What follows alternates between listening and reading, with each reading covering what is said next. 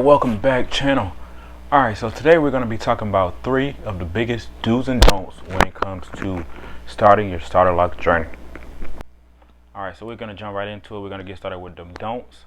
Alright, so first one is do not wash your hair within the first 4 to 6 weeks of your initial starter lock journey. You don't want to wash your hair. I know some people say wash your hair, some people say don't wash your hair, but I recommend do not wash your hair within the first 4 to 6 weeks of your starter lock journey. This can cause your hair to unravel, which is also slowing down and delaying the process of your hair locking. Alright, so number 2, avoid touching and playing in your hair in your initial starter lock journey as well. By doing this, you're going to cause your hair to thin out.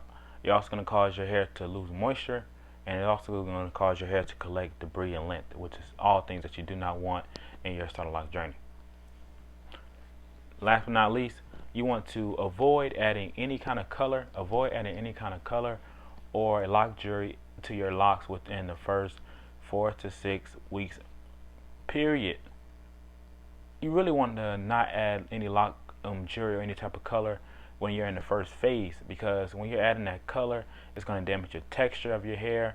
Also, when you're adding that jewelry, what happens is the jewelry is going to eventually lock into your locks, and it's going to be very hard to get out those locks, whether it's jewelry, sprinkles, or whatever you're trying to add into your locks. So just avoid and just be patient and just allow your hair to lock on its own time, and then you can add those things into your hair after you're out of that first initial starter lock phase.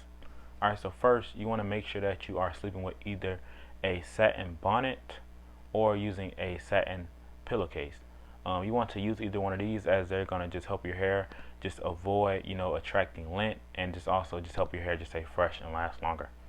Number 2, you want to make sure that you are hydrating your locks at least 2 to 3 times a week. You can either use water or oil. If you choose to go with oil, you want to make sure that you're using a lighter oil in the summertime or when it's particularly hot outside, such as coconut oil. When it's a little colder outside, you want to make sure that you're using castor oil or something a little bit thicker. That's very, very, very important.